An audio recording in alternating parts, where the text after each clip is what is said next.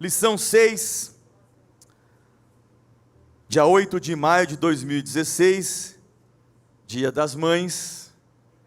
Desejamos um dia abençoado para todas as mães, que a mão do Senhor continue sustentando, abençoando e direcionando as vossas vidas. O título da nossa lição hoje é A Lei, a Carne e o Espírito. Texto áureo, Romanos capítulo 7, versículo 25. Dou graças a Deus por Jesus Cristo, nosso Senhor. Assim que eu mesmo, com o entendimento, sirvo a lei de Deus, mas com a carne, a lei do pecado. Verdade prática. A luta entre a carne e o espírito é uma realidade na vida de todo crente. Mas a dependência da graça de Deus fará com que tenhamos uma vida vitoriosa. A dependência da graça de Deus fará com que tenhamos uma vida vitoriosa. Glória a Deus por isso. Leitura bíblica, que embasará a nossa lição, carta de Paulo aos Romanos, capítulo 7, dos versículos 1 ao 15, que nos diz assim a Sagrada Escritura: Não sabeis vós, irmãos, pois que falo aos que sabem a lei, que a lei tem domínio sobre o homem por todo o tempo que vive? Porque a mulher que está sujeita ao marido, enquanto ele viver, está-lhe ligada pela lei, mas, morto o marido, está livre da lei do marido. De sorte que, vivendo o marido, será chamada adúltera se for doutro marido, mas, morto o marido, livre está da lei, e assim não será adúltera se for doutro marido. Assim, meus irmãos, também vós estáis mortos para a lei pelo corpo de Cristo, para que sejais doutro, daquele que ressuscitou de entre os mortos, a fim de que demos fruto para Deus. Porque quando estávamos na carne, as paixões dos pecados, que são pela lei, operavam em nossos membros para darem fruto para a morte. Mas agora estamos livres da lei, pois morremos para aquilo em que estávamos retidos, para que sirvamos em novidade de espírito e não na velhice da letra. Que diremos, pois? É a lei pecado? De modo nenhum. Mas eu não conheci o pecado senão pela lei, porque eu não conheceria a concupiscência se a lei não dissesse, não cobiçarás. Mas o pecado, tomando ocasião pelo mandamento, despertou em mim toda a concupiscência, porquanto, sem a lei, estava morto o pecado. E eu, em algum tempo, vivia sem lei, mas, vindo o mandamento, reviveu o pecado e eu morri. E o mandamento que era para a vida, achei eu que me era para a morte. Porque o pecado, tomando ocasião pelo mandamento, me enganou e, por ele, me matou. Assim, a lei é santa, e o mandamento, santo, justo e bom. Logo tornou-se-me o bom em morte? De modo nenhum. Mas o pecado, para que se mostrasse pecado, operou em mim a morte pelo bem, a fim de que pelo mandamento o pecado se fizesse excessivamente maligno. Porque bem sabemos que a lei é espiritual, mas eu sou carnal, vendido sob o pecado. Porque o que faço, não aprovo, pois o que quero, isso não faço, mas o que aborreço, isso faço. Amém. Deus, mais uma vez clamamos, pedimos ao Senhor para que a Tua palavra seja revelada ao nosso coração, para que haja um entendimento pleno, na sua totalidade, por cada um de nós aqui no santuário e pela internet, para que nós possamos viver uma vida, Pai, segundo aquilo que Te agrada, que o pecado realmente seja abolido, extinto da nossa vida, Pai, porque nós não andamos pela lei, mas andamos pela graça do nosso Senhor e Salvador Jesus Cristo, e essa graça que nós precisamos todos os dias, Pai, que o nosso coração seja uma terra fértil para receber a Tua palavra, e aqueles que estarão ministrando a mesma, sejam mais uma vez instruídos e direcionados pelo Espírito Santo. Pai, abençoa-nos nesse dia e nesta manhã, é o que nós te pedimos, em nome de Jesus Cristo, amém. Pode sentar, irmãos. Bom domingo a todos, nossos alunos da EBD Online, nossos membros, que possamos ter um domingo maravilhoso, um feliz Dia das Mães, que Deus possa abençoar todas as mamães do mundo e que a bênção de Deus possa perpetuar para sempre em vossas vidas. Bem? Queridos, nós estamos diante de uma lição maravilhosa,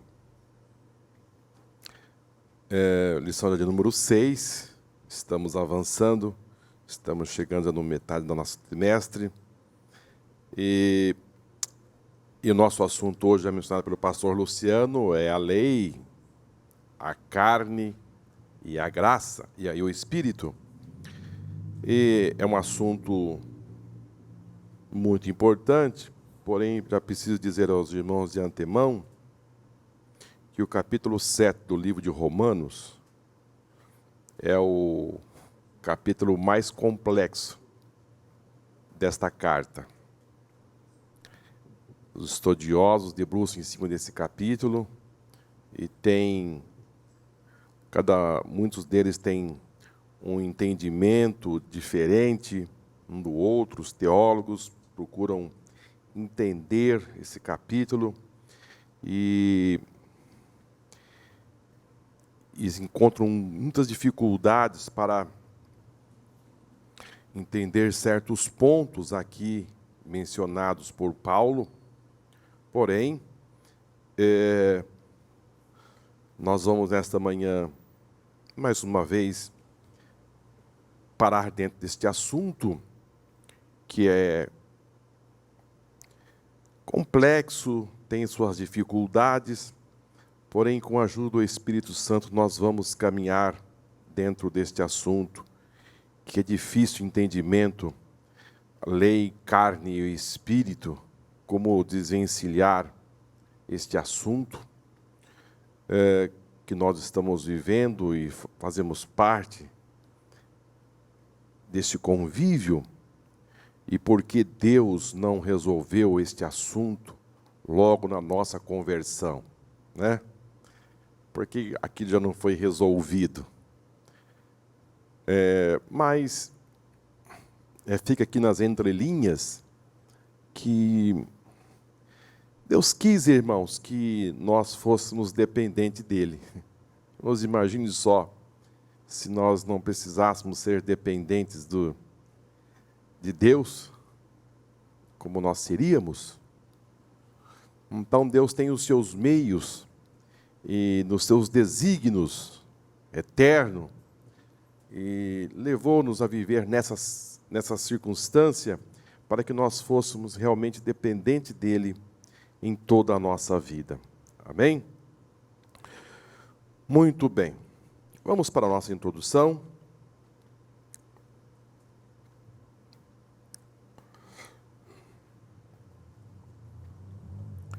Hoje vamos tentar terminar o mais breve possível, porque eu sei que hoje, por ser o Dia das Mães, muitas mães estão em casa preparando o almoço, ou recebendo filhos em casa.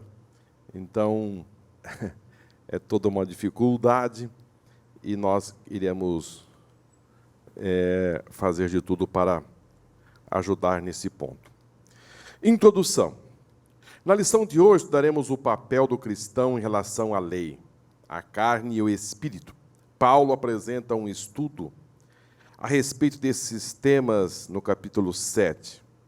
Ele se utiliza de 3 analogias para discorrer sobre os assuntos. A analogia do casamento, a analogia de Adão no paraíso e a analogia da carne versus o espírito. Como devemos nos comportar diante da lei? Como explicar que, mesmo depois de já termos recebido a graça de Deus, passamos por conflitos espirituais internos? O que isso significa? É que vamos procurar responder nesse estudo. Os irmãos percebem que o assunto ele é complexo, porque vivemos com muitas indagações. Se eu sou filho de Deus, por que tenho certos conflitos? Por que esta coisa não foi resolvida? Se eu já morri, já ressuscitei com Cristo, por que carrego comigo tantas coisas ainda? Por que essa dependência ainda não consigo me livrar de muitos conflitos espirituais? Por quê? O que acontece que ainda não se resolveu tudo como gostaria? Então, é isso que Paulo está tentando, com esta carta, ajudar os irmãos que estavam em Roma, em virtude de opiniões contrárias que estavam ali em Roma a respeito desse assunto e outros assuntos também desta mesma linha. Então, Paulo vai usar esse capítulo para, na verdade, quando Paulo escreveu a carta aos Romanos, ele não escreveu o capítulo 7, né? Foi uma carta só. Depois da Septuaginta é que foi dividido em capítulos e versículos, e assim sucessivamente. Mas nós vamos aqui, irmãos, encontrar nesse capítulo Paulo, na verdade, defendendo aqui uma tese, né? Ele está defendendo uma tese e mostrando as três forças que estavam ali dentro da igreja. Haviam três frentes. Duas frentes eram opositora à graça. Ali estavam os legalistas. Eles procuravam os preceitos da lei com o propósito de se salvar. Eles não queriam se desvencilhar da lei. Eles mantinham a proposta da velha aliança e queriam se valer da lei. E no fato deles se valer da lei, eles queriam viver ostentando uma religiosidade, uma aparência de um cristão, mas vinculado com a lei e levando as pessoas a viver a lei.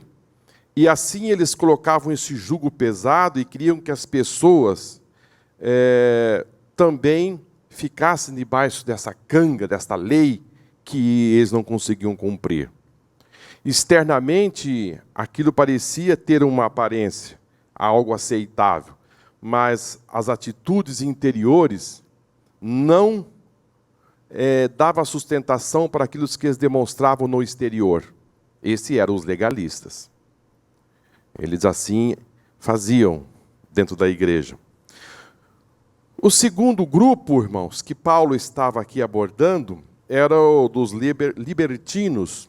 Os libertinos, eles já pensavam diferente.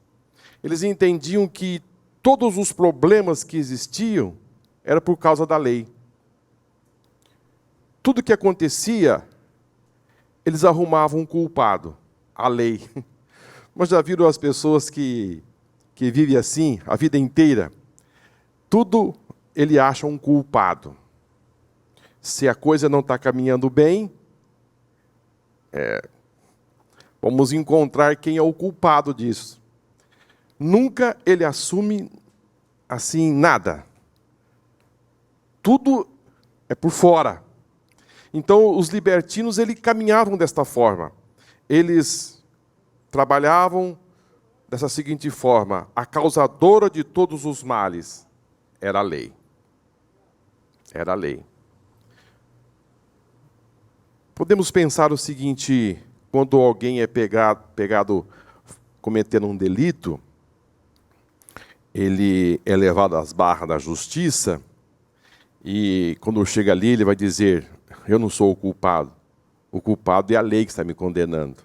Não, é ele que praticou o delito, é ele que praticou a infração e não a lei que vai punir. E depois Paulo vai dizer aqui, nesse texto, ele disse que a lei, ela é santa. Veja o versículo de número 12, da nossa lição bíblica em classe. Olha que Paulo está dizendo a eles: assim, a lei é santa. O mandamento também é santo, justo e bom. Isso aqui Paulo estava dizendo aos legalistas, dizendo de forma alguma: vocês estão aí dizendo a respeito da lei? Paulo disse: não.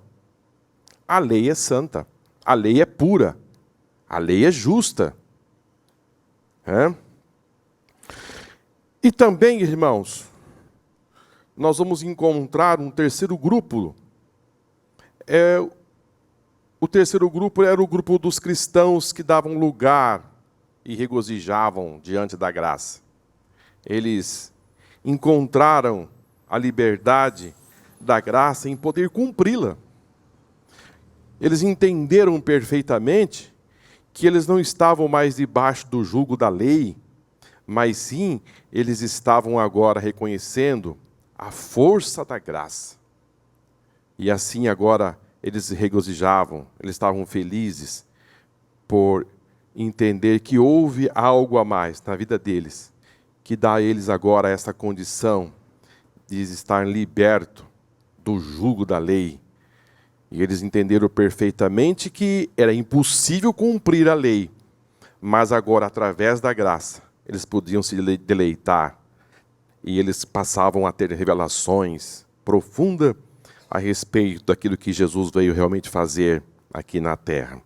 Então, observa os irmãos e os nossos alunos da EBD que precisava desta carta, porque uma coisa é você ser preservado. Uma coisa é você ser preservado. E você ficar em conserva.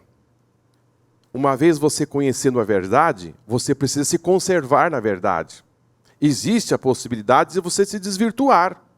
Então esta carta veio para preservar aqueles cristãos que já tinham entendido a respeito da graça.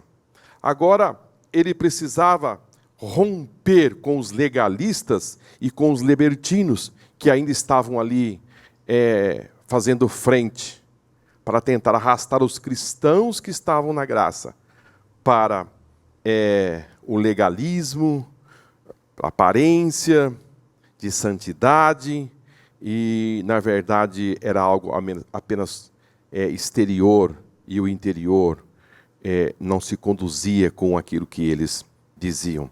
Que, na verdade, irmãos, ninguém conseguiu cumprir a lei. Ninguém conseguiu cumprir a lei. Porque a lei era o seguinte: se você rompesse com um mandamento, você se rompia com todos.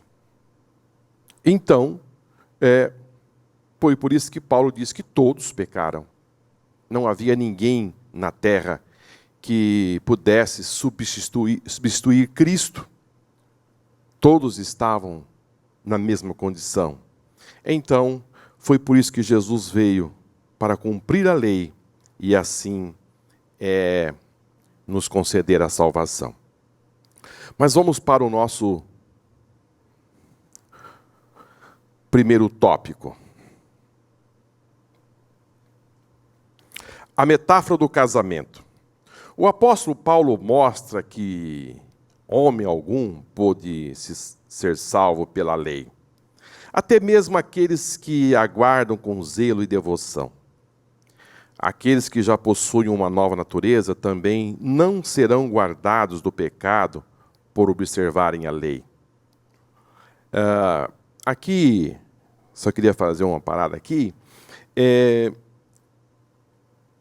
O que Paulo queria enfatizar era o seguinte: se você não abraçasse o sacrifício de Cristo, você estava debaixo da lei. E você estando debaixo da lei, você não tinha salvação. Era impossível o homem se salvar debaixo da lei. Se Deus preparou algo tão sublime, você não pode dizer: eu não quero isto porque eu quero ficar com a lei, porque eu aprendi dos meus pais, dos meus avós, dos meus antepassados. Isto hoje também acontece muito, porque muitas pessoas não querem que as mudanças aconteçam em suas vidas, porque eles vivem do passado. Não, eu aprendi assim, a minha família é assim, os meus parentes, então eu não posso mudar. E era necessário esta mudança. Toda mudança exige algo. Você precisa ter uma ação para uma mudança. E as pessoas preferem ficar no mesmo ponto, porque a mudança exige você pensar, raciocinar. Por que eu devo mudar? Se os meus pais me ensinaram assim, se os meus avós me ensinaram assim e fui educado desde pequeno, por que eu devo mudar? Essa era a dificuldade, irmãos. Porque não se tratava de algo ali entre os seus contemporâneos. Se tratava de algo milenar. A lei de Moisés era uma comunidade, era uma nação que vinha trazendo tudo aquilo. E agora você fazer uma mudança sem desprezar a lei. Porque Paulo, ele vai fechar esse assunto dizendo que a lei era espiritual e que a lei não era o pecado. Você deve se afastar de alguma coisa e dizendo que isso não é pecado. É difícil, né, irmãos? Você deve se afastar da lei no sentido de você não conseguir submeter a ela e viver por ela. E diz: ela é boa, ela é santa, ela é espiritual. Então havia uma certa dificuldade muito grande. Para nós hoje é mais fácil, mas para eles havia uma grande dificuldade. A insistência de Paulo, que se estende desde o capítulo 6, com respeito à função da lei, agora o conduz a usar o casamento como uma analogia que contrasta a viver através dos preceitos da lei a nova vida em Cristo. Paulo usou o casamento para mostrar o nosso relacionamento com a lei. O apóstolo ressalta que o contrato de casamento perde a sua validade quando um dos cônjuges morre. Segundo a Bíblia, de aplicação pessoal, ao morrermos com Cristo, a lei não pode mais nos condenar. Estamos unidos em Cristo. Paulo, ele vai usar aqui essa analogia, ele vai usar aqui também lá na frente, Adão, o que foi que aconteceu com Adão, mas ele vai trazer também aqui a analogia do casamento, porque ele vai usar essa aplicação, porque o casamento é algo muito forte, assim como a lei também ela é forte, dava toda essa ostentação para eles, e ele vai usar aqui essa analogia, dizendo a respeito desta ligação em que há o casamento, os votos matrimoniais, e ele vai dizer com mais propriedade aqui mais na frente, que a lei ela é forte, porém, ele vai dizer, se o marido morre, a mulher está livre da lei do marido, mas enquanto ele está vivo, ela está ligada à lei desse marido. E ele vai colocar aqui lá na frente que, uma vez mesmo ele sendo tão forte, uma vez o marido morrendo, a mulher está livre. E nós vamos entender aqui que quem é esta lei? Quem é esta lei? E quem somos nós dentro dessa metáfora, né, que Paulo vai usar a respeito do casamento? Muito bem.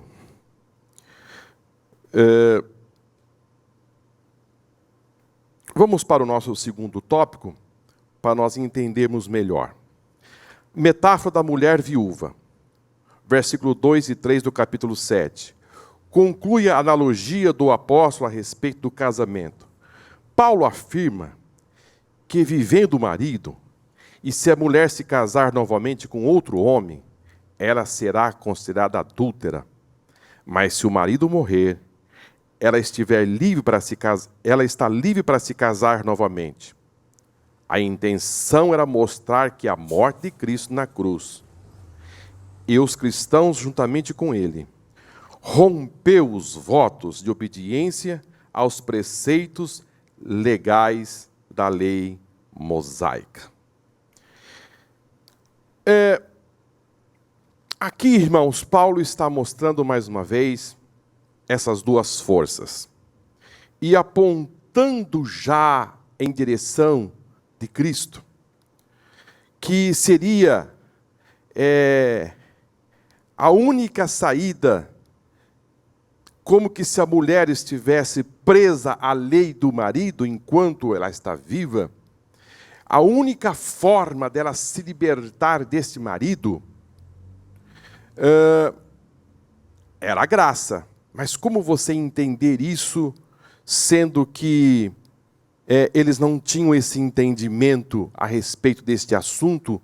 Ele vai trazer essa metáfora da mulher, e quando vive e quando ela está viúva. Vamos entender, irmãos.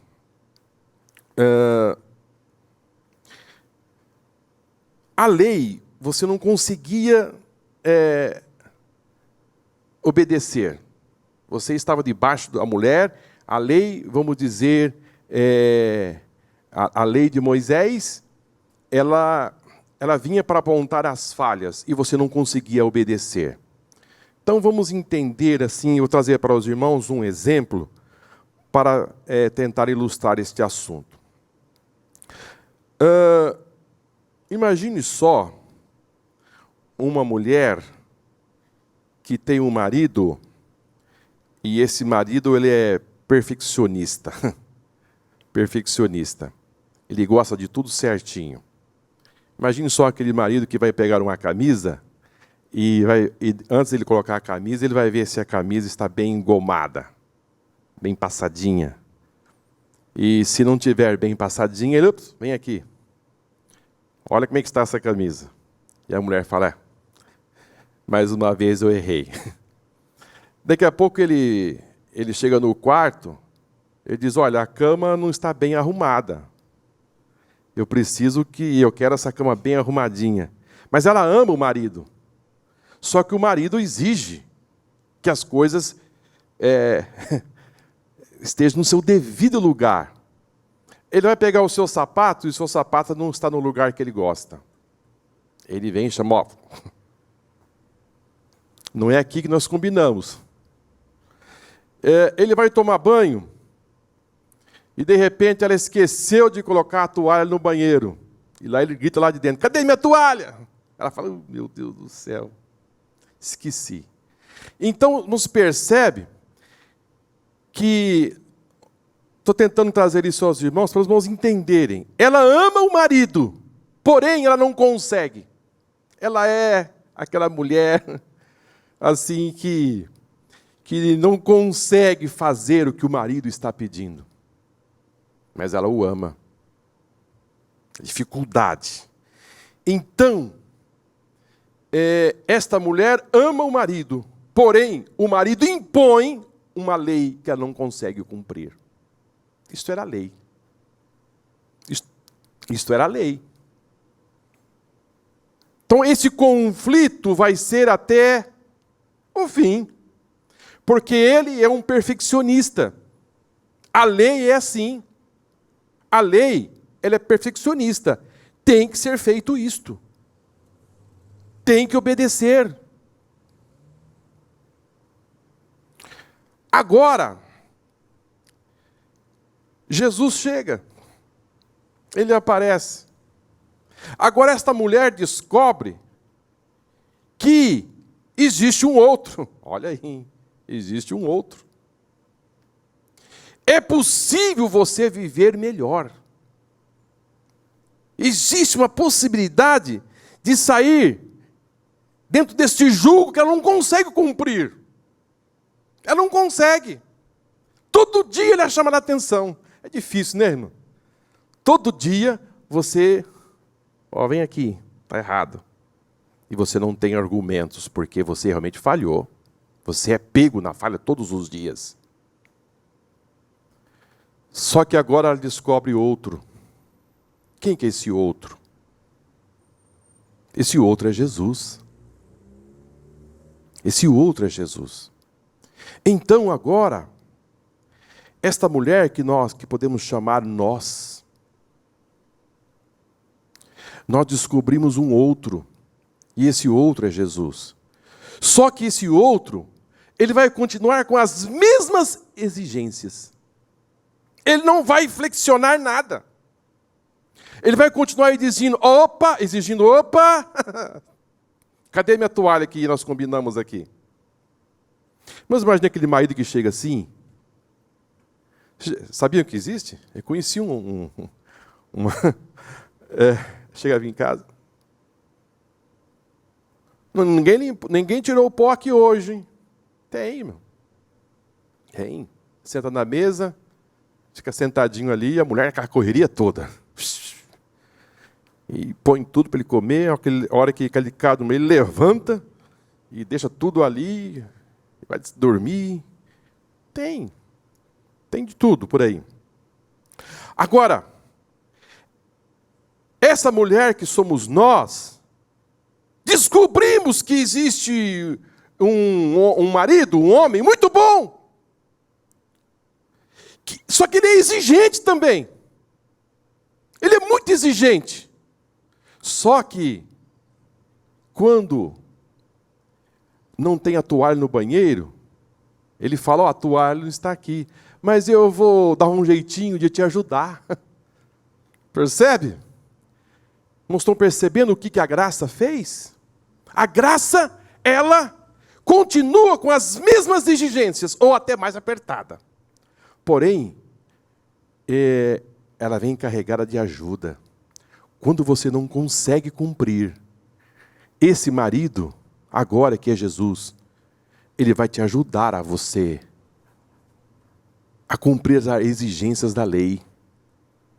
Ele te ajuda.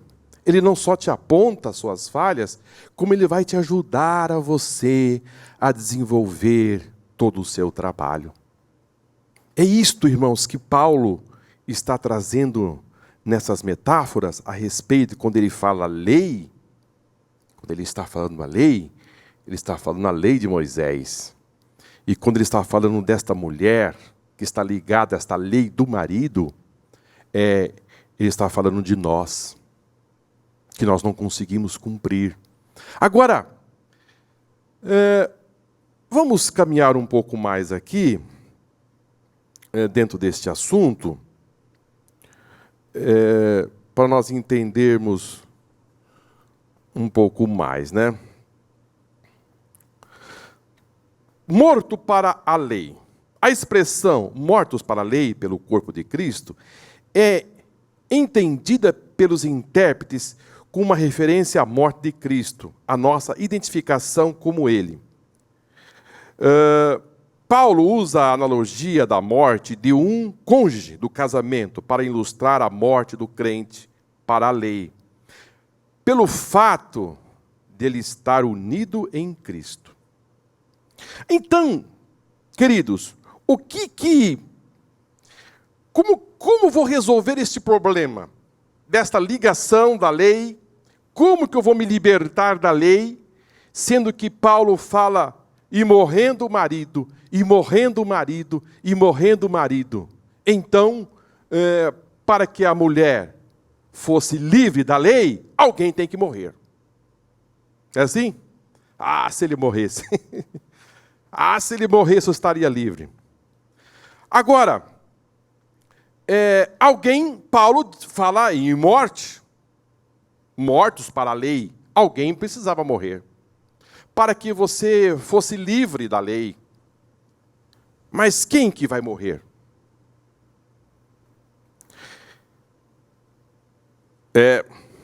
Romanos capítulo 7, versículo 4, vai dar esta informação. Não foi matar o marido, ou seja, não foi matar a lei que Deus resolveu o problema.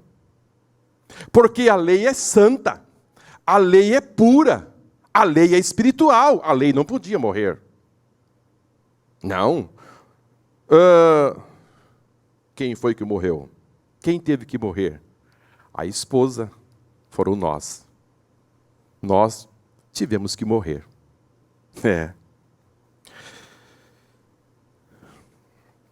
A Bíblia nos fala, irmãos, em Romanos 7, vai dizer assim, 7:4, assim, meus irmãos, também vós morrestes. Vós morrestes. Então foi nós que morremos. Nós morremos, quando ele assim fala relativamente à lei, por meio do corpo de Cristo, para pertencer a outro, a saber, aquele que ressuscitou os mortos, a fim que frutifiquemos para ele. Ou seja, quando nós morremos para a lei. A lei passa a não ter mais a força sobre nós. E quando nós morremos para a lei, nós ressuscitamos com Cristo. Então agora, nós não somos mais da lei, nós somos de Cristo. E quando nós morremos para a lei e ressuscitamos para Cristo, agora, esse Cristo, agora vai nos ajudar a nossa caminhada. Agora Ele vai te ajudar você a cuidar da casa. Ele vai dar essa força. Ele é o seu companheiro. Foi por isso que Jesus disse aos seus discípulos, eis que estarei convosco todos os dias, até a consumação do século. Ele nos blindou com o seu Espírito. O Espírito Santo desceu. Ele disse, eu não vos deixarei órfãos, voltarei. Enviarei o Consolador. Ele sabia, irmãos, que nós não teríamos condições, nós precisávamos de ajuda. Aquele, irmãos, que tenta resolver os seus problemas sozinho, é uma estupidez. Nós precisamos em toda a nossa vida desta parceria do Espírito Santo. Você deve todo instante dizer, Espírito Santo, me ajuda. Me ajuda a cuidar desta casa. Me ajuda nesta minha caminhada. Quando você falhar, Ele vai te ajudar. Não pense que agora você está vivendo sob uma culpa e que a lei vai te condenar. Não, agora o Espírito Santo diz, eu te ajudo, você nessa sua caminhada. Isso, irmãos, que nós devemos entender, que houve esse desvencilhamento das forças que se opunham a nós. Agora é uma força contrária. Esta força agora vem para lhe acompanhar, para lhe ajudar na sua caminhada. É necessário morte. Porque se você não morrer para a lei, você não consegue viver para Cristo. Infelizmente, hoje, nós vivemos num mundo de tanto legalismo, né? As pessoas vivendo debaixo de tantos preceitos, entendendo que esses preceitos vai lhe dar ostentação para uma vida diferente, essas normas, esses padrões, sendo que a força para você viver mesmo, que vai dar sustentação, não vem de você mesmo, vem dele. Vem dele, irmãos. Paulo vai dizer aqui, Às vezes, por isso que eu disse aos irmãos, Paulo estava dizendo algumas coisas, dizendo, mas será que ele não era crente? Será que ele não era salvo? Paulo estava falando da sua velha natureza, daquilo que ele não conseguia fazer, a dificuldade dele, dessa convivência, dessa dependência eterna que nós temos com Cristo. Enquanto, irmãos, nós vivemos aqui nesta vida, nós vamos estar sempre dependente dele. Sabe aquele negócio que você faz assim, que você põe um limite? Você põe um cordão entre você e o objeto, e você diz, esse objeto não pode mais do que eu vou permitir. Foi exatamente isso que Deus fez. Você não consegue. Existe essa ligação eterna. Jesus chama isso, disse, eu sou a videira verdadeira, e meu pai é o lavrador. Depois disse, vós sois as varas. E sem mim vocês não conseguem fazer nada. Sem mim nada podeis fazer. Então a nossa ligação com Cristo, irmãos, ela é muito forte. Está ligada como se fosse um ramo de uma árvore.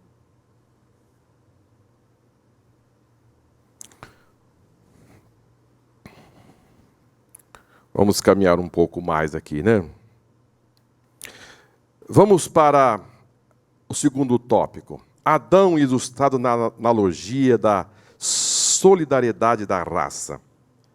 De volta ao paraíso, Paulo considerava Adão a cabeça e o representante da humanidade.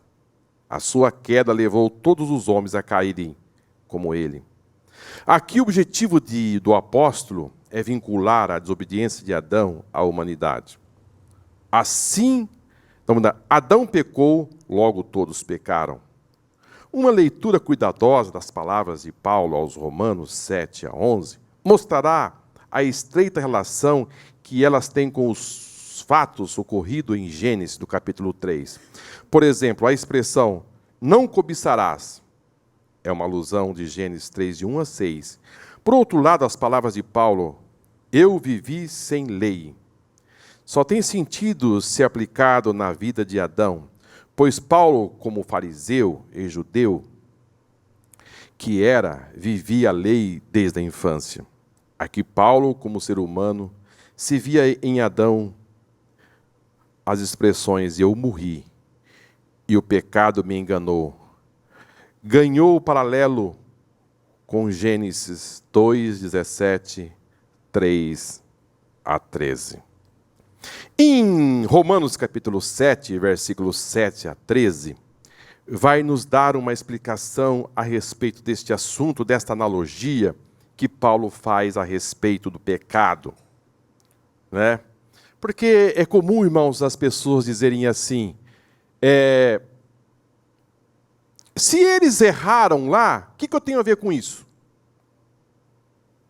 Se eles pecaram, por que eu tenho que pagar? Que cada um paga pelo que se fez. Por que eu tenho que pagar o que aconteceu com Adão? Na verdade, irmãos, todos nós somos responsáveis pelos nossos atos. Adão, pelos seus atos, mas você é responsável pelos seus atos. Você não pode se tornar uma pessoa inculpável. Se você está aqui neste mundo, você não pode apontar o passado como sendo responsável de tudo. Você está nesse mundo, você tem as suas responsabilidades perante Deus, perante tudo. Então, ficar procurando um culpado e viver nesta vida como que se dizendo cada um com as suas responsabilidades do passado, não. Paulo, aos Romanos 7, versículo 7, vai dizer assim, que diremos, pois? É a lei pecado? De modo nenhum. Mas eu não teria conhecido o pecado senão por intermédio da lei, pois não teria conhecido a cobiça se a lei dissera, não cobiçarás. Mas o pecado, tomando ocasião pelo mandamento, despertou em mim toda sorte de concupiscência, porque sem lei está morto o pecado. Outrora, sem a lei eu vivia, mas sobrevindo os preceitos, reviveu o pecado e eu morri. E o mandamento que me fora para a vida, verifiquei que desse mesmo se me tomou para a morte, porque o pecado prevalecendo-se do mandamento, pelo mesmo mandamento me enganou e me matou. Por conseguinte, a lei é santa, e o mandamento santo, justo e bom. Versículo 13. Acaso o bom se me tornou em morte? De modo nenhum. Pelo contrário, o pecado, para revelar-se como pecado, por meio de uma coisa boa, causou-me a morte, a fim de que, pelo mandamento, se mostrasse sobremaneira maligno. Então, quando a lei apareceu e mostrou o pecado já existia. A lei veio e apontou o pecado.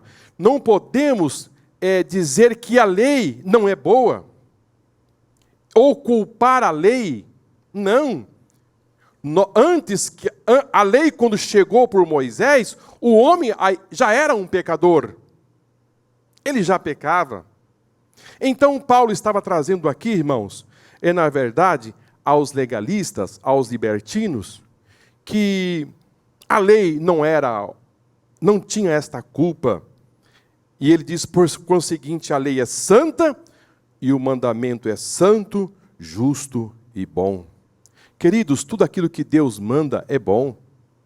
Se Deus mandou a lei era boa. Se Deus mandou a lei é santa. Tudo que advém de Deus é santo, é bom. Não podemos, irmãos, dizer, Deus está trazendo isso para mim e isso não é bom. Não, a lei ela é pura, ela é santa. Agora, o que eles precisavam é se desvencilhar da lei, como que se a lei fosse trazer a ele um benefício para a salvação, mas a salvação era vindo de nosso Senhor Jesus Cristo. Vamos para o nosso próximo tópico. Lembranças do Sinai. Outra razão, no entendimento de muitos intérpretes da Bíblia, que levou o apóstolo a se ver em Adão, está na crença judaica de que o primeiro homem viveu os princípios da Torá, ou seja, a lei, mesmo tendo existido muito antes da sua promulgação no Sinai. De fato, essa é uma crença muito bem documentada na literatura rabínica. Filho de Alexandria, filósofo judeu, por exemplo, dizia que a cobiça, pecado praticado por Adão no paraíso, era a raiz de todos os males. É como disse aos irmãos, você trazer uma convivência hoje e dizer que os males que hoje existem e trazer a culpa em Adão e dizer que tudo isso que está acontecendo é que Deus vai tratar com Adão, não tem fundamento nem base bíblica. Nós precisamos desvencilhar disso e separar. Quando Deus trouxe a lei, quando Deus trouxe os mandamentos, e quando Adão pecou, foram épocas diferentes e cada um com as suas responsabilidades. Nós precisamos nos desvencilhar de uma vez para sempre. Adão, por ele ter pecado, o pecado graçou toda a raça humana. Deus trouxe a lei, e esta lei apontou as falhas dos homens, porém nenhum conseguiu se salvar. Mas a história não terminou em Adão e nem na lei. Jesus veio e trouxe a salvação a todos os homens. O que nós precisamos é viver, entender cada época, cada fase da vida. E hoje nós não estamos vivendo mais debaixo da lei, estamos vivendo debaixo da graça. Vamos para o nosso próximo tópico. 6.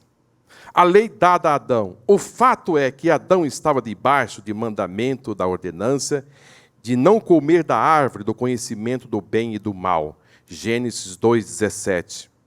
A intenção do apóstolo é fazer um paralelo entre o paraíso e o Sinai, entre a lei de Moisés e a ordenança que foi dada a Adão. O mandamento que foi dado a Adão para trazer vida e converteu através da ação da antiga serpente, personificação do diabo em morte. Da mesma forma, a lei de Moisés, que foi dada para trazer vida, mas o pecado, como personificação do mal, transformou em um instrumento de morte. Paulo vai escrevendo aqui aos Coríntios, no capítulo 2, segunda carta de Paulo aos Coríntios, capítulo 11, versículo 3, também ele vai trazer esse mesmo assunto em 1 Timóteo 2,14, que o maior pecado de Adão e Eva foi a cobiça. Esse pecado da cobiça trouxe para a raça humana a desgraça e, consequentemente, a morte a todos os homens. Vamos observar que o primeiro ponto que acontece ali no Jardim do Éden foi a cobiça, o pecado de se cobiçar. E esse pecado, ele é apontado, ele é mencionado no Decálogo, não cobiçarás. Nos percebe que se passaram-se muitos anos, centenas de anos, esse pecado foi abordado no Decálogo, não cobiçarás. Então, a porta do pecado da raça humana foi a cobiça. A tragédia da raça humana foi em Adão, foi Eva, cobiçar aquela árvore, aquele fruto, e, consequentemente, trouxe a raça humana. Paulo vai dizer aos Romanos, no capítulo 7, versículo 7, dizendo: pois não teria eu conhecido a cobiça, se a lei não dissesse, não cobiçarás. Queridos, a grande necessidade do homem hoje, dessa grande mudança que Jesus veio trazer ao mundo, foi que o pecado, ele gera a morte. E Paulo estava aqui trazendo aos romanos, dizendo a eles que não era a lei que gerava a morte. Não era a lei que estava gerando a morte a eles. Quando ele leva a cobiça, ele está dizendo: o que leva o homem à morte não é a lei, mas sim o pecado. Ou seja, o pecado, irmãos, é a maior desgraça da raça humana. Aquilo que aconteceu lá no Éden, que gerou o pecado, isto se arrasta na humanidade até os dias de hoje. Ou seja, o problema da humanidade não é a falta de dinheiro. O problema da humanidade não é a lei que está aí e que às vezes nós dizemos, sabe por quê? Porque está faltando lei. Está faltando governadores bom-intencionados. O problema é o nosso dinheiro, que não tem tanto valor frente a outras moedas. O problema da humanidade é o problema da saúde, da habitação. O problema da humanidade é porque não existe planejamento. Não, o problema da humanidade chama-se pecado. o pecado tem as suas consequências na humanidade. Então, se o pecado for erradicado, se a solução for dada, e essa solução foi dada por Jesus Cristo. Então, uma vez você morrendo para o pecado, uma vez você se libertando do pecado, aí você é livre. Jesus disse: conhecereis a verdade, e a verdade vos libertará. Então o homem só é livre quando ele é livre do pecado. Então esses problemas que está aí no meio da sociedade, são tudo consequência do pecado. Aqueles que procuram de todas as formas a riqueza, né? A riqueza, Paulo vai dizer em Tiago, aqueles que assim fazem, eles caem em laços. E nós estamos vendo aqui pelos noticiários quase todos os dias, a Bíblia se cumprindo na vida dessas pessoas. De repente eles caem em laço. Nunca eles poderiam imaginar que esse laço seria armado. Andavam por aí dizendo, estou livre, mas o laço estava armado. Então, queridos, a Bíblia nos ensina que nós devemos nos livrar.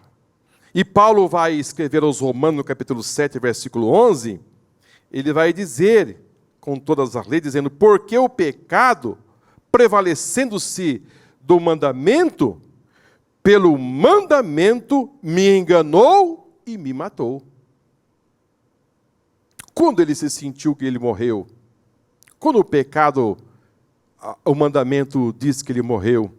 Porque, queridos, quando a lei aponta a sua falha e diz: não cobiçarás, não matarás, não furtarás, e você infringe a lei, e a lei dizia assim: a alma que pecar, essa morrerá.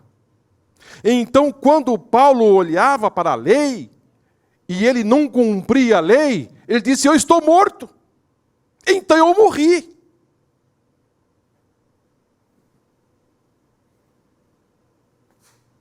Então eu morri. Quem irá se salvar? Se a lei dizia: a alma que pecar, essa morrerá. Não havia como se livrar desta morte.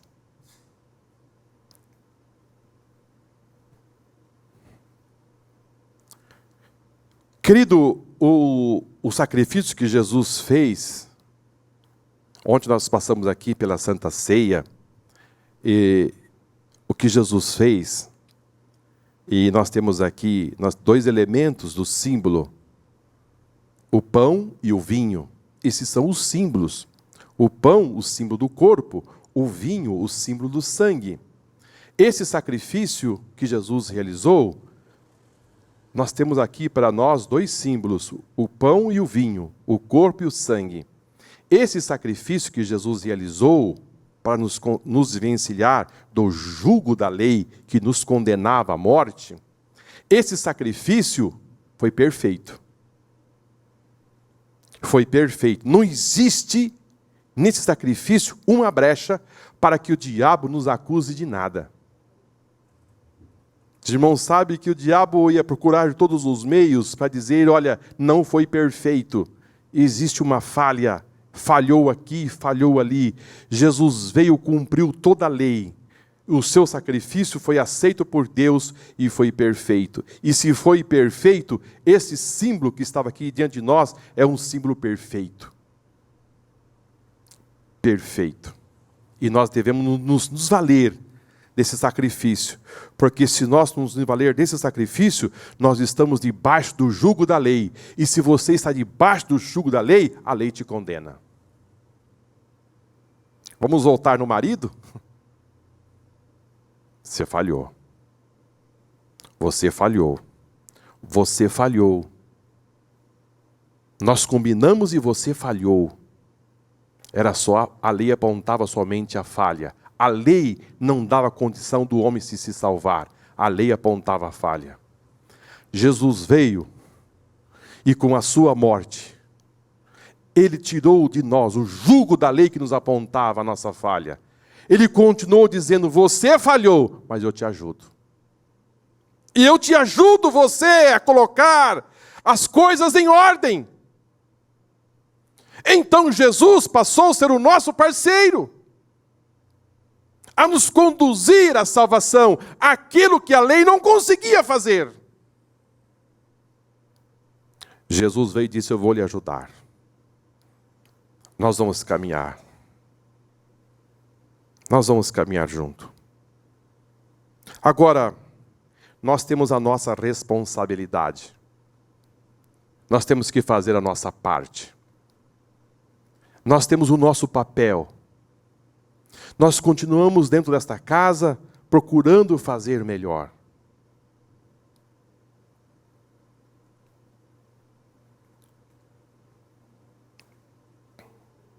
Antes da graça.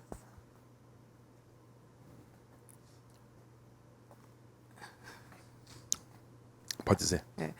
Os que nasceram e morreram antes da graça, então como é que se dava a salvação ou como é que ficou? Para que, claro, nós estamos tratando mais a abordagem sobre o período da graça, mas eu acho que em muitos momentos vem a interrogação. E aqueles que viveram e morreram antes da graça? Se o senhor puder falar assim em rápidas palavras, eu acho que seria... Aqueles que viveram antes da graça,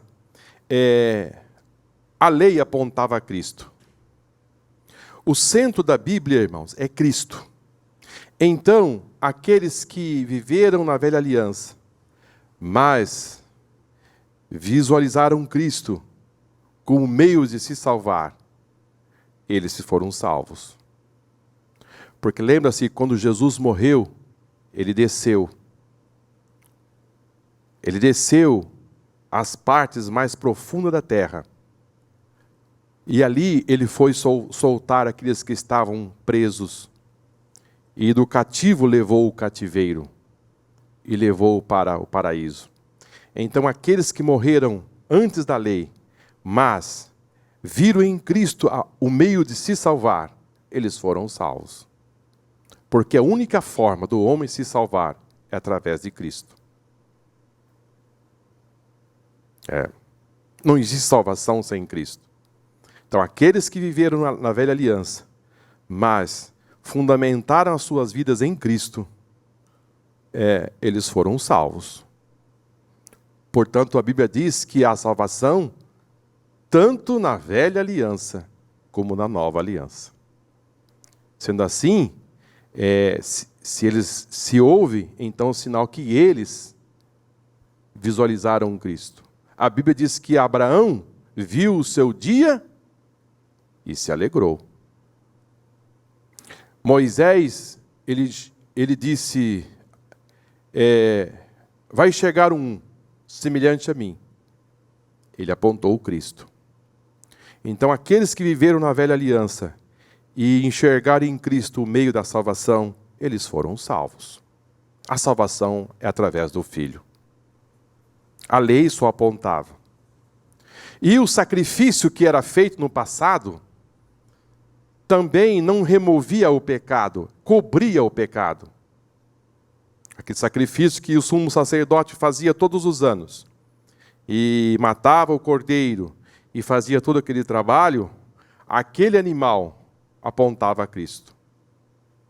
Mas não removia o pecado, ele só cobria. Foi por isso que João disse lá, na beira do Rio Jordão, eis aí o Cordeiro que tira o pecado do mundo. Então o que Jesus veio fazer não foi colocar uma cobertura no pecado, ele veio remover o pecado do mundo. Por isso, irmãos, que alguém diz, mas quem viveu no passado parece que viveu épocas boas, épocas melhores. Eu diria a vocês que esta época que nós estamos vivendo é a época mais importante da história da humanidade. Mais importante. Por mais que eles viveram e viram grandes milagres na velha aliança, abrir o Mar Vermelho, a nuvem em cima, a noite de fogo, e nuvem de dia, refrigerando, tantos milagres, eles não tinham o Espírito Santo dentro deles. Eles não tinham aquilo que nós recebemos hoje, esse entendimento do passado, presente e futuro, como nós vivemos hoje. A eles eram muito restritos.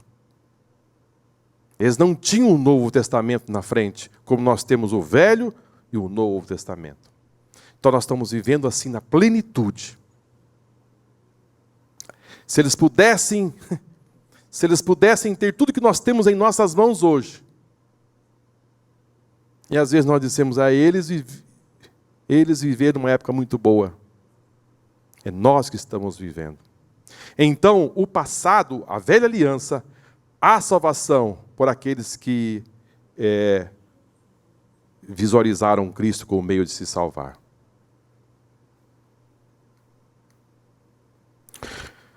Não sei se irmãos entenderam. Vamos caminhar.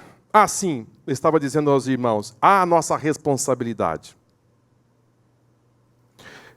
Paulo está aqui, irmãos, dizendo que o pecado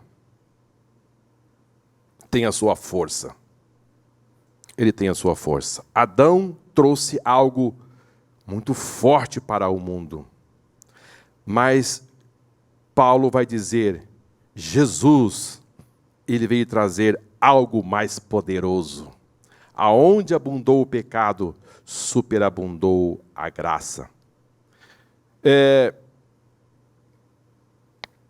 Primeiro, é engano nos considerar a satisfação que encontraremos no pecado.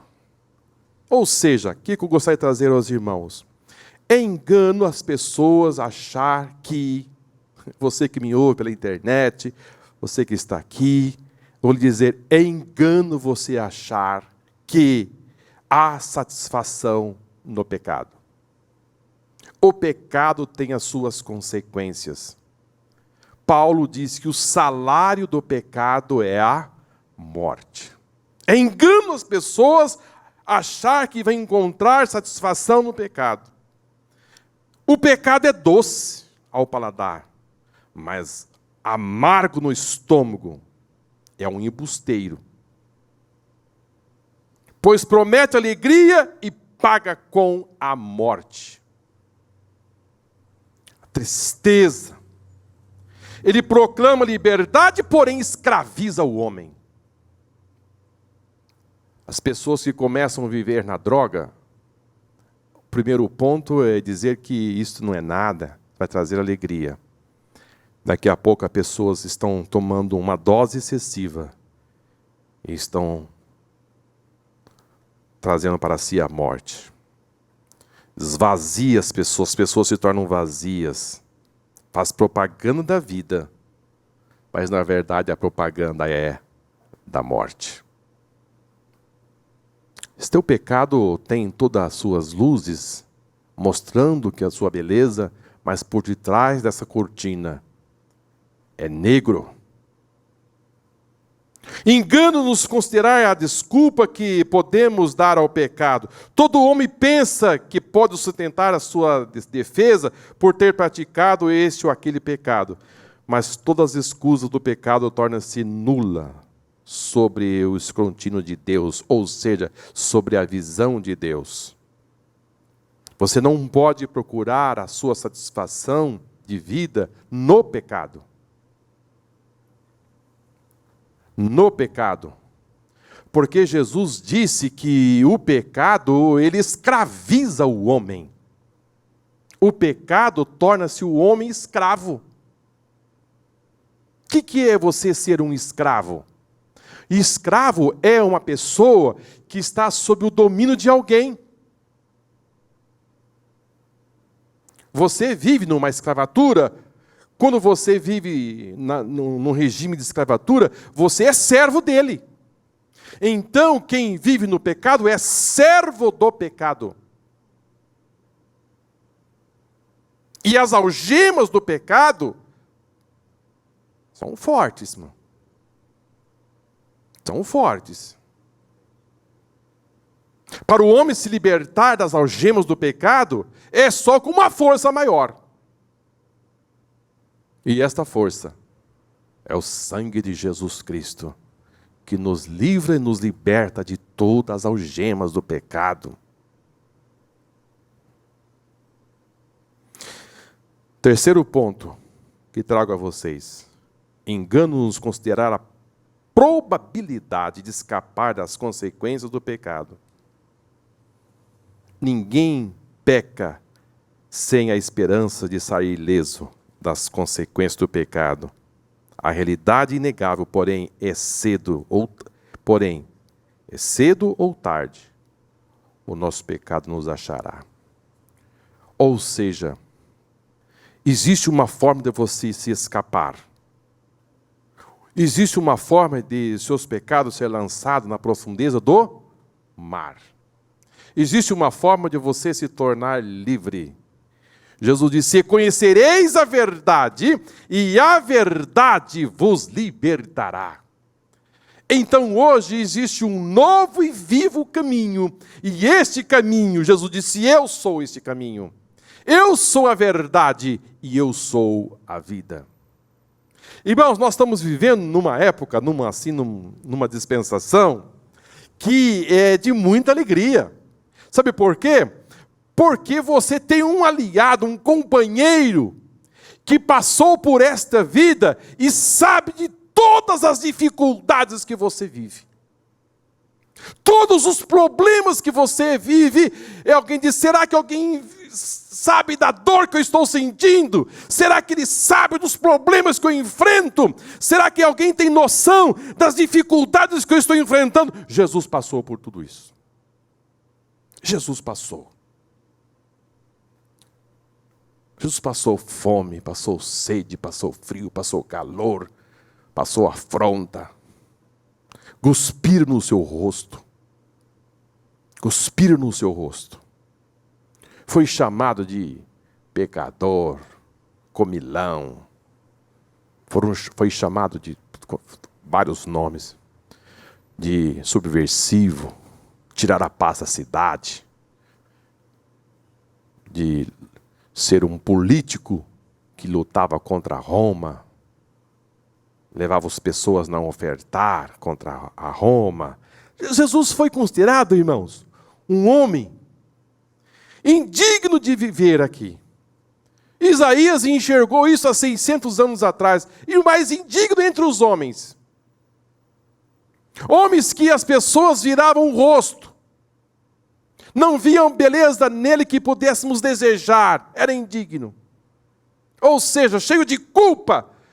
Lançaram sobre ele toda sorte de culpa. Ao ponto de ser levado à pena máxima, à pena capital, pena de morte. Subversivo. Sem ser nada disso. Às vezes alguém fala uma palavrinha assim contra nós, contra o nosso... Contra a nossa... Que palavra que eu diria? Me ajude aí, irmão. Contra a nossa moral, contra a nossa vida. Opa! Falou? Quem foi que falou? Esses dias um irmão falou assim: olha, me disseram isso de mim. Eu disse: quem foi que falou isso de você? Eu falei: não, calma, calma, não podemos morder a isca. Queridos, Jesus passou isso e muito mais. Ele passou por isso e foi condenado por isso. E foi morto por isso, sem dever. Você está que nós estamos vivos aqui ainda. Estamos no lucro. Estamos no lucro. Falaram contra a minha honra. Vou levar as barras da justiça, porque falou contra a minha honra. Jesus ouviu e permaneceu calado. Ao ponto de Pilato dizer: você não se defende? Está vendo o povo dizer aí? Ó? Você não tem nada a dizer a seu respeito? Eu disse: eu não tenho nada a dizer. Na hora certa eu falo. Ele falou: Pai, perdoa-os, porque não sabem o que fazem. Aí ele falou.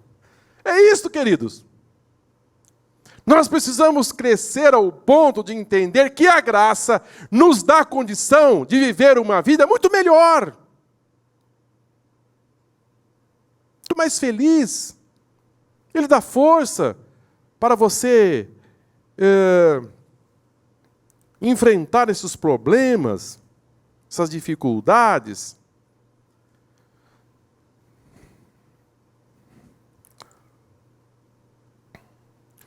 Mas que o Senhor nos ajude. Vou aqui já caminhar para o encerramento. O cristão ilustrado na analogia entre a carne e o espírito. Aqui é mais difícil. A santidade da lei. Um interlocutor atento poderia argumentar que o apóstolo estaria desqualificando a lei e reduzindo-a a algo extremamente mal. Paulo se adianta e responde: assim a lei é santa. O mandamento é santo, justo e bom. Não há nenhum problema com a lei. A lei é boa, o seu propósito também. O problema, portanto, não estava na lei, mas naquele que se reagiam por ela, como o apóstolo já havia argumentado. O problema estava dentro do homem, no pecado que habitava nele, e não na existência de uma lei externa. Aqui que é lindo, queridos. Aqui que é lindo quando você desvencilha da lei e o pecado. Como disse logo no início para os irmãos, Paulo estava mandando esta carta para Roma, porque havia ali os libertinos e os legalistas. Os libertinos e os legalistas. Os legalistas, o que eles apontavam? Não vou fazer pergunta, não. Os legalistas, eles apontavam a lei, dizendo, olha, a lei é o meio de se salvar. É a única forma. Porém, eles viviam de forma externa. Por dentro, eles não conseguiam. Porque ninguém vai conseguir, irmão. Não adianta. Não vai conseguir. Então, eles faziam algo externo, mostravam para o público, só que por dentro não conseguia. Era um conflito. As pessoas iam eles dizerem e não conseguiam fazer. Já os libertinos diziam: todos os nossos problemas são a lei.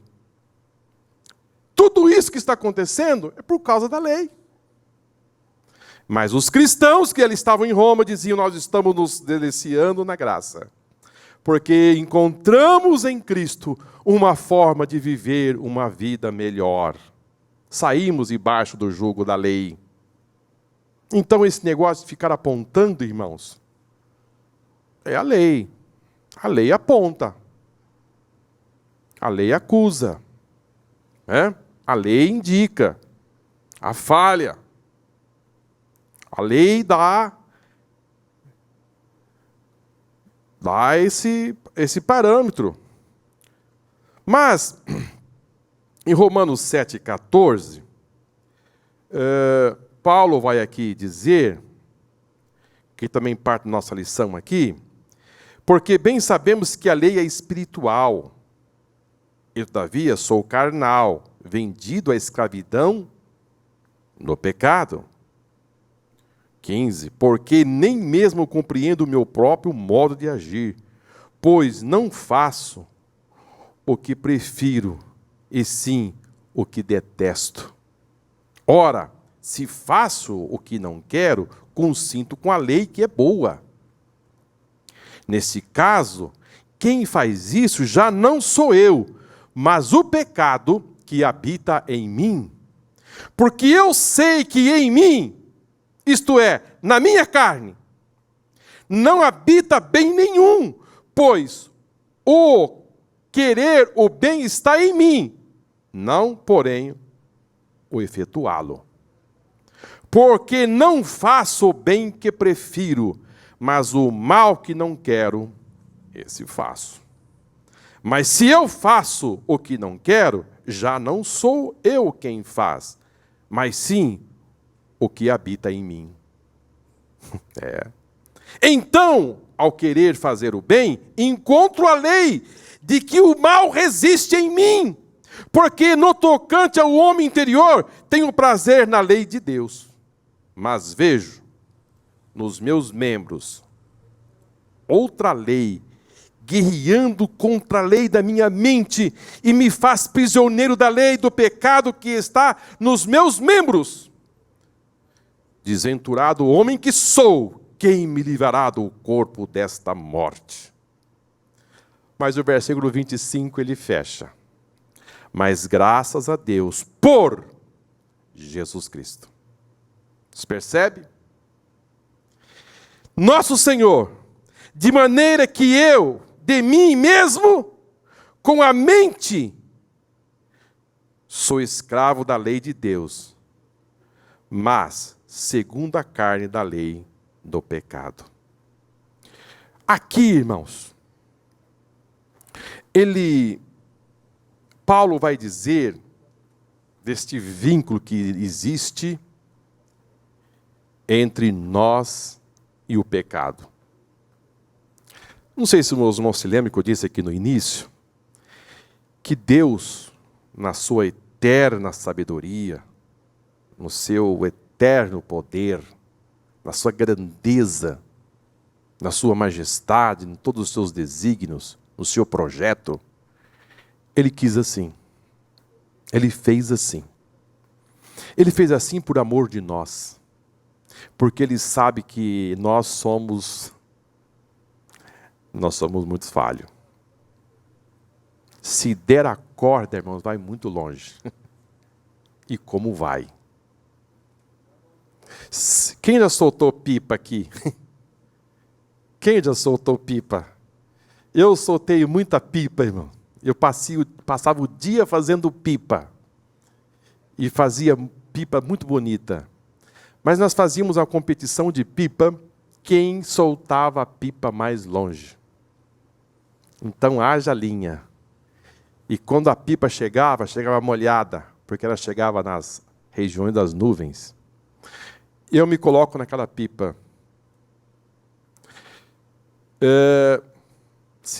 Deus sabe da nossa natureza. Irmão, a natureza do homem, ela é pecaminosa. A natureza humana, ela é pecaminosa. E Deus, sabendo que Marcos queria ir bem longe, Deus arrumou o meio de dizer, você vai ficar pertinho de mim. Pertinho de mim. É isso que eu li aos irmãos aqui, resumindo, de Paulo fazendo esta guerra, esta peleja, ele se sintetiza dizendo assim, eu preciso batalhar para ficar pertinho de Jesus. Eu dependo dele, e eu não estou livre totalmente desta escravidão, eu preciso dele. E a única forma de você vencer esta peleja, esta guerra, são duas forças que se opõem. Forças opostas. Que forças opostas são estas? Uma força é você pensar em fazer o bem e correr para o bem, mas existe alguém por detrás puxando, disse, volta, volta. E esta guerra, esta peleja, ela vai até o fim. Eu vou me consagrar, eu vou jejuar, eu vou fazer de tudo para me desvencilhar disso. Você não vai conseguir. Esta peleja será constante. Esta guerra vai ser constante. E você vai sempre precisar de Deus para você vencer esta peleja. É uma batalha constante.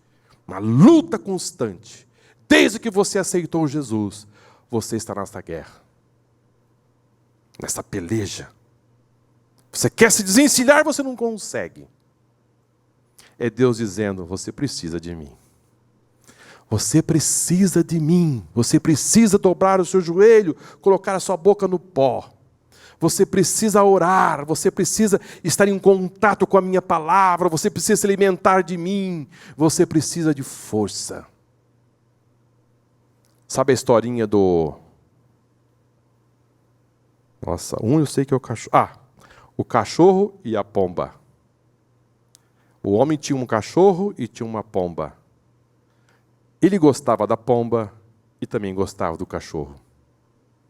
E aí, ele perguntou para um sábio e disse, olha, como é que eu faço para viver Porque o cachorro quer comer a pomba. Mas eu não quero me desfazer do cachorro, porque eu gosto dele. Mas também não quero me desfazer da pomba. Como é que eu faço para conviver com esses dois? E alguém disse, olha, só existe um meio. Ele disse, o qual? Trata muito bem da pomba. Dê água. Dê comida. Deixa a pomba muito forte. Deixa ela sadia. Se ela precisar voar, ela vai voar rapidamente. E o cachorro? Deixa ele vivo, porém fraco. Deixa ele vivo, porém fraco. Então o cachorro não morria de fome, mas não tinha força para pegar a pomba. Só ficava de olho. É isto, irmãos, que nós precisamos fazer com a nossa vida. Alimente a pomba. E o ver a natureza deixa fraco. Só dá a comidinha para não ficar ali. E assim a pomba vive. A pomba é acima do espírito. A pomba precisa voar. A pomba precisa manifestar os dons do Espírito Santo. A pomba precisa de muita comida. A pomba precisa de força. E o cachorro? O cachorro só deixa ali. Morre e não morre. É. Não faça isso com o seu cachorro em casa. É uma ilustração aqui. Dê comidinha para o seu dog. Lá ele precisa comer. É a nossa carne. Não é a carne em si. Quando eu digo carne, mas eu não estou falando da matéria. Quando eu falo carne, estou falando das nossas emoções. As suas emoções precisam, quando alguém lhe insultar, dizer que você é isso, não morde a isca. Deixa Deus trabalhar. Queridos, eu em síntese, é isso que eu estava, quando eu falei desse assunto, eu estou falando da nossa velha natureza. Nossa antiga natureza está constantemente tentando rebelar contra Deus. Não temos como lutar contra o pecado usando nossas forças. O Espírito Santo que habita em nós ajuda-nos a vencer a velha natureza. É isso que eu disse aos irmãos. O Espírito Santo vai lhe ajudar a você vencer a velha natureza. Você depende dele. A linha é curta. Você é dependente. O dinheirinho que Deus dá para você, essa vem agora, hein? O dinheiro que Deus lhe dá, só dá para hoje. Sabe aquele filho que chega para o pai e diz, pai, eu quero dinheiro, e o pai tem bastante? O pai arranca assim, $5. Você vai comer hoje. E amanhã? Amanhã você precisa vir aqui. Amanhã você precisa voltar aqui. Foi por isso que Jesus disse, o pão nosso de cada dia nos dá hoje. Deus quer que todo dia você vá à fonte, para você não ir embora.